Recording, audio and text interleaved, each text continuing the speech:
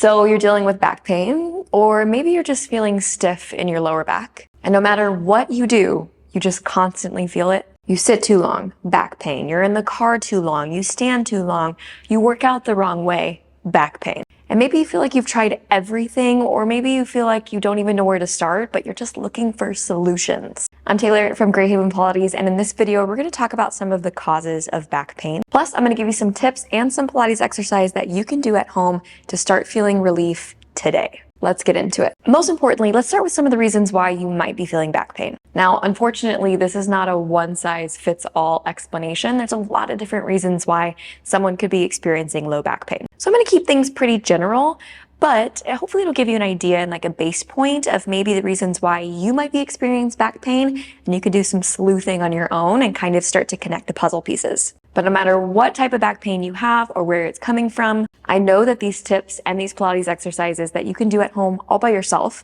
can really help. First of all, we need to discuss a couple of reasons why you might have low back pain. Could be because of joint and skeletal issues. Now, these are issues that would best be discussed with your doctor, but some of our back pain is muscle-based, and these are the ones that I want to talk about today. So talking about muscle, did you know that having limited range of motion in your hips is linked to low back pain? What does that mean? Limited range of motion in your hips literally just means, do you have the mobility, the flexibility in your hip joint? And if you don't, and it does feel more limited or you feel less flexible, that could be part of the reason why you're experiencing some back pain. Now, there's a lot of different reasons why the hips can become stiff, and you'll hear a lot of people talking about tight hip flexors. The biggest thing I want you to keep in mind when it comes to range of motion of your hips, if you're not actively exploring all planes of motion, that means moving your hip forward, sideways, opening it out to the back, to the front, all different directions that your hip can move, you're probably going to feel stiff in your hips, which means you're going to have some low back pain. Nothing to consider when it comes to tight hips is the type of activity that you continue to repeat. So let's say you have a pretty sedentary job, right? You're sitting at a desk for 7-8 hours every day. Your hips are going to feel pretty tight. And then you're going to feel your low back pain, and you're going to blame it on just your back when actually the cause are your tight hips. Now, we can't say that tight hips have all the blame, because sometimes it's an issue to do with your hamstring flexibility. And not only your hamstring flexibility, but also your ability to bend laterally, called lateral flexion. And this is just your ability to reach side to side. So between tight hips, tight hamstrings, and not having flexibility in your lateral flexion, that's just a melting pot for low back pain. So what do? Maybe you already know this, so maybe it's a reminder, or maybe it's new to you, but keep in mind that strength training and flexibility training can really help to reduce back pain. Even if you're not seeing any gains in your strength training, or you're not seeing any big changes in your flexibility, it can still really help your back pain. Remember, the goal isn't always to get super strong or to be super flexible. Sometimes we want to meet somewhere in the middle, and we just want to reduce our pain and find more mobility and get better at our everyday life. So overall, general exercise and staying active can really help back pain a lot. I'm talking about just a daily walk, because again, remember, if the hips are stiff, the spine is stiff, you've got low back pain. So if you're spending most of your day sitting in a chair or driving a car, just 30 minutes of walking outside can make a really big difference. But of course, we can also go further than that. Based on this study from the Journal of Physiotherapy, Pilates was found to be one of the most effective type of exercises for people with chronic low back pain. That's great news. But now you ask yourself, Taylor, that's fantastic. What is Pilates? And how does one do said Pilates? Well, that's where I come in. Sure, you could go look up YouTube videos and you could go on Instagram and find Pilates exercises, but we want to make sure that we pick the most effective exercises for us to do at home. Pilates is really great on the equipment, and it can be really helpful to make big strides in your mobility and your flexibility work. But you can also see really great success just at home on the mats. And I'm going to show you how. First, start by grabbing your mat. We're going to go through a little bit of flexibility test to give you a baseline to figure out where your flexibility is starting from. So the first thing we're going to do is forward flexion. I want you to start by tucking your chin to your chest, rolling all the way down to your toes, keeping the legs straight and rolling back up through the spine. I'm going to show you again from the side. My chin tucks into my chest. I round forward towards my toes, really curving through my back. And then at the bottom, keep the legs straight, see what your hamstring flexibility is like, and then roll back up through your spine. Again, this is going to give you a good base point to see where you're starting with your flexibility in your low back. Next one we're going to try is called lateral flexion.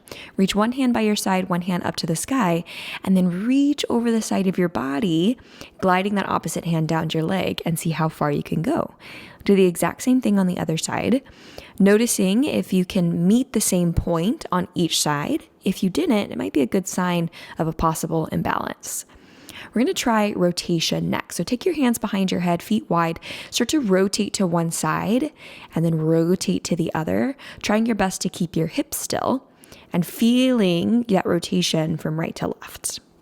The last one, and sometimes the hardest one, is extension. Again, hands behind the head. I'm going to puff up my chest and start to lean backwards like I'm leaning over a chair or diving into a pool backwards, really trying to find that extension in my back. Again, these first couple of movements just give you a baseline of where your flexibility is starting from. Now let's head down to the mat for our low back stretches. I'm going to take you through a couple, but remember you can always repeat these again.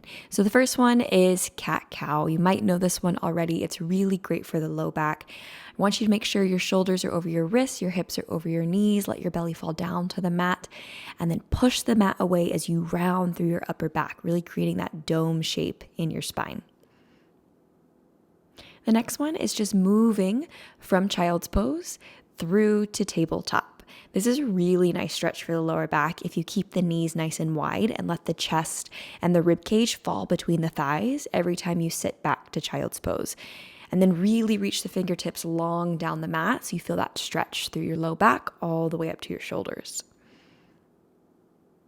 Adding rotation from tabletop, take one hand, reach it up to the ceiling, and then thread under the opposite hand and let the shoulder fall to the mats.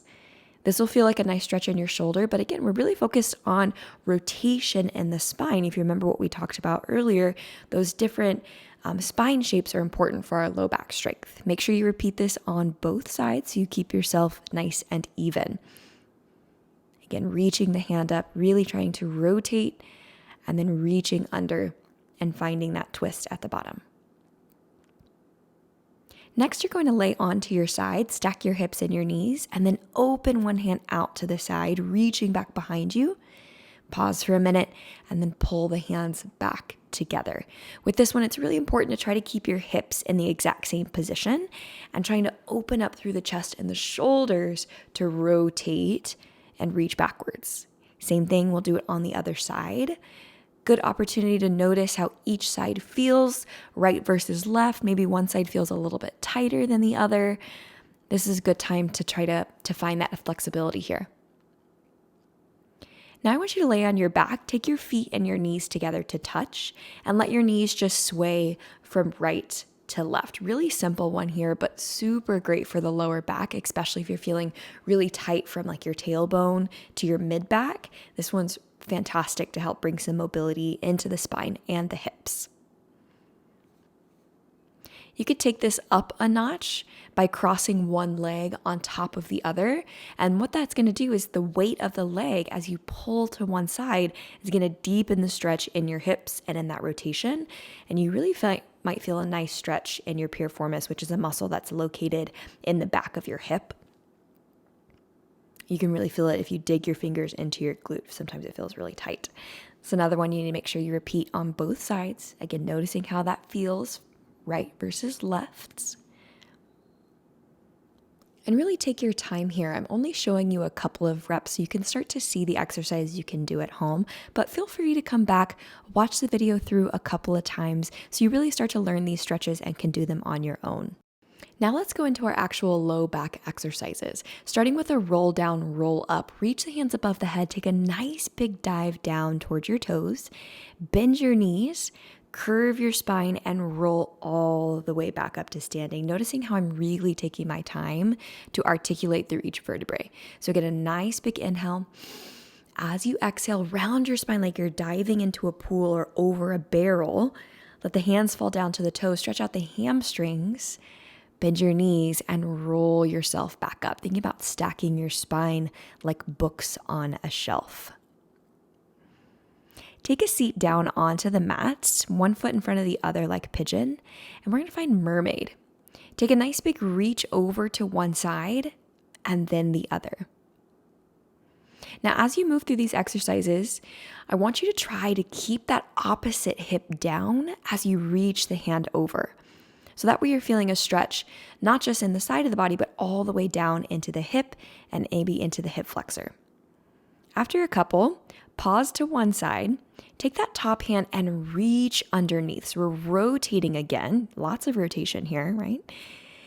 Trying to think about reaching, for me, towards the back wall or whatever is reaching behind you. So you're really finding that twist and that spiral in the spine. You're going to feel this into the low back, and it's going to feel like a nice stretch.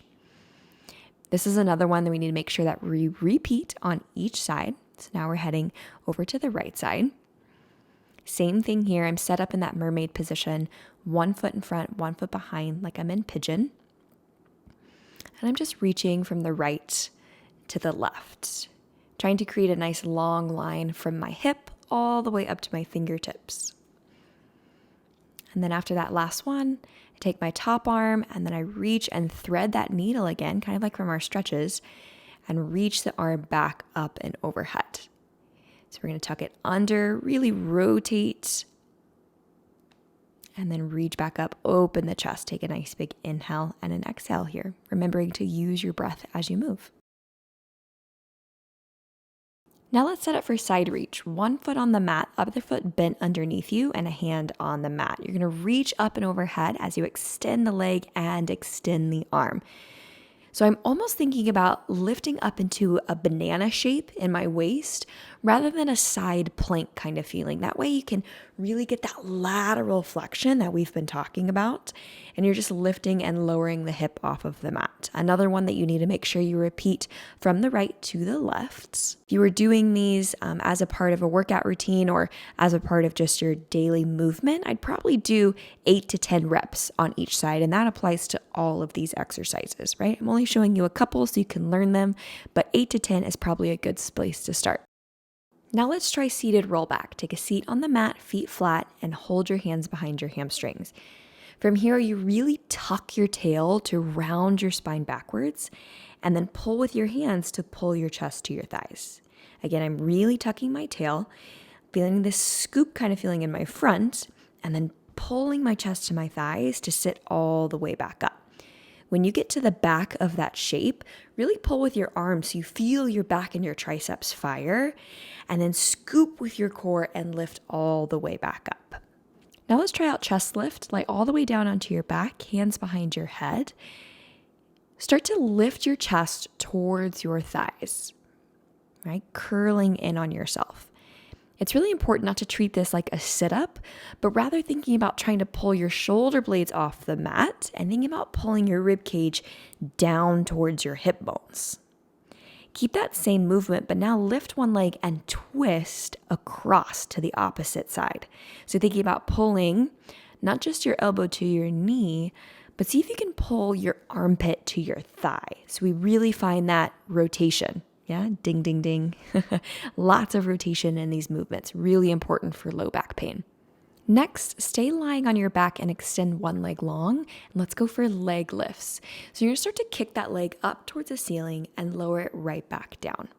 After a couple of those, you'll start to lift the leg, bend the knee, and push it back out, kind of like you're riding a big bicycle. Right? And we're kind of pushing the leg in a circular motion. You'll go in one direction for a couple of reps and then reverse it, going into the opposite direction. What's really important about these leg kicks and these circles is we want to keep the hips really still on the mat. So that feels like you pushing the back of your waistband, of your leggings or your shorts into the mat so you're really still, avoiding this kind of tilting right to left feeling, especially on those kicks. And then as you start to add that circle or that bicycle feeling, again, trying your best to keep the hips really still and keep the ribs really still as well, so you feel strong through your center. After a couple of reps of those, both feet will come down to the mat, heels together, toes apart into a Pilates V shape. Let's find frog bridge. All you'll do is lift your hips off of the mat, squeeze into your glutes, and then lower right back down to the mat. So now we're getting into our glutes, our hamstrings, but you're feeling this nice extension in your spine at the top of the bridge, which is a good thing. That's what we want to feel. So make sure every time you lift up, you really squeeze the glutes together. Maybe you challenge yourself by lifting the hands off of the mat. Couple of reps, 8 to 10, and then lower all the way back down. To finish this up, let's find bird dog. Extend one leg, one arm, find your balance, and then pull knee to chest.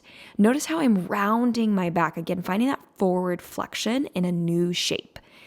So this way I'm flexing the spine, but I'm also using the scoop of my abdominals. So I'm getting some core work while also finding some mobility in my spine. Make sure you repeat this on both the right and the left. Again, 8 to 10 reps is going to be perfect. Noticing how you feel on the right versus the left, if you feel more stable or not, right? Another good sign that you might have an imbalance, which is okay. That's what Pilates is for. And that's it. See, 15 to 20 minutes is all it takes to start feeling better and start feeling some relief in that low back. But it doesn't stop there. Pilates was designed to help you not only feel better, but be better at life. I'm talking about the little things like being able to go play with your kids and not feel like you're going to hurt your hip, or going out and picking out really heavy groceries and know that you're not going to strain your back when you pick them up. Pilates was designed for every body, no matter how flexible or how strong you are or aren't. Pilates is there to help you feel better at any stage of life. So if you're curious about how Pilates can help you, whether at home on your own or with me in studio, click the link below for more information about how you can book an in-session studio with me, or head on over to my YouTube channel and find more videos just like this so that you can feel better at doing life. I'll see you next time.